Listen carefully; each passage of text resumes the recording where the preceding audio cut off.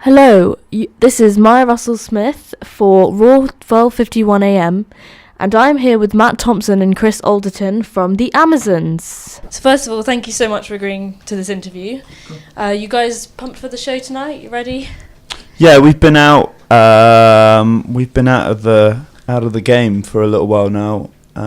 Relatively, we haven't done a show for like 2 months now. So to come back actually and play one of our bigger shows of the last couple of months, it's going to be really exciting. How have you been finding touring? Well, at the time, there's you have little hang-ups about it, but we've had a month off back in Reading, so everything seems pretty rosy and exciting now. Yeah, it's all very fresh again. Yeah. Just being thrown around in a tour bus when you're trying to sleep is almost kind of fun. Is there something you miss when you're touring? Is there one thing that you just...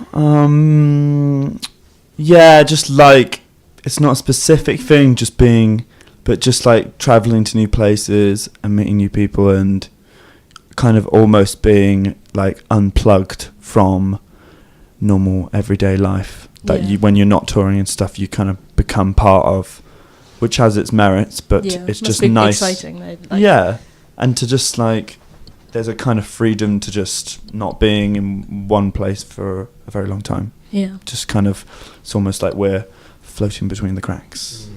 Yeah. Do you have a pre-show ritual before you go on stage? Monitor how many beers Joe is drinking before he goes on stage. What else do we do? We do lots of kind of warm-ups, vocal warm-ups. And if you really get into them, you can get into a kind of trance-like state. So, and it's kind of almost warming up your voice and focusing on that. Yeah, you can kind of find your zen in the kind of vibrations of your lips. And that's when we get the Ouija board out. That's when we get the Ouija board out. Yeah. That's when the spirits come alive. Exactly. So what was your thought process? Because I read an article that you torched your tour bus for your last album cover. Yes. What was the thought process behind that? There wasn't a huge amount of thought process behind it, to be fair. Otherwise, I don't think we would have gone ahead with it. I think Big Sue's the name of the van.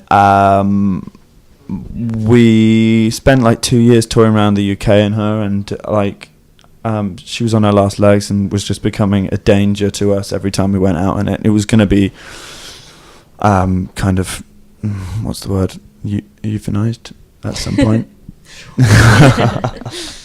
What's the word when you just scrapped? Yeah.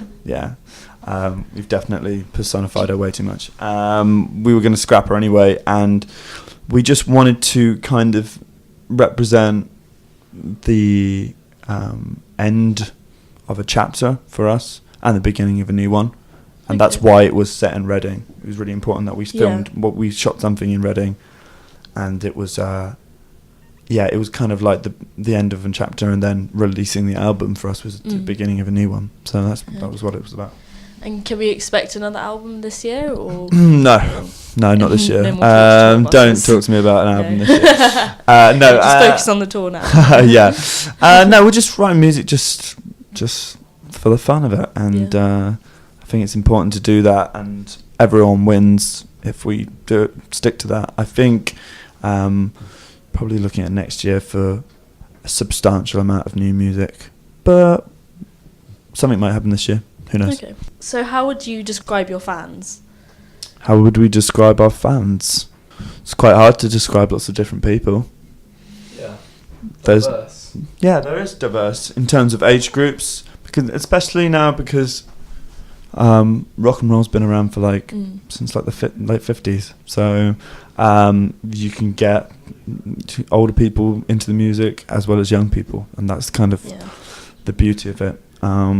So it's diverse, gender as well. I wouldn't be able to say there's one particular type of Amazons fan, just the same as you would say there's not one type of fan of rock and roll. Yeah. And that's the beauty of rock and roll, because it transcends everything, and it's just about the music, really. So, I'd say our fans are pretty passionate when they come to our shows, because they expect when people who come to our shows expect from listening to the records a degree of energy, and that's what they're there to see. They're there to be entertained, and